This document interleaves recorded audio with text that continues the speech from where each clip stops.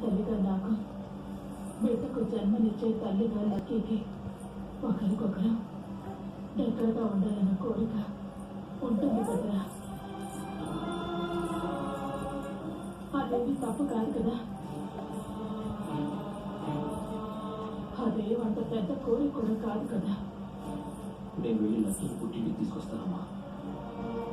అన్నీ తెలిసి ఈ మాట అంటున్నావా? అన్నీ ఆలోచించి బయలుదేరుతా అంటున్నావా? నా చెల్లి సంతోషం గురించి తప్ప నేను ఇంకేమీ ఆలోచించలేదమ్మా. నువ్వు వెళ్ళి అడిగినంత మాత్రాన లక్కీని పంపిస్తారన్న నమ్మకం ఉందా? ప్రయత్నం అయితే చేయాలి కదమ్మా. అది జరిగే పని కాదురా. ఆ ఇంట్లో ఉన్న మూర్ఖుడికి మన బాధ అర్థం కాదురా. వాడొక రాక్షసుడు.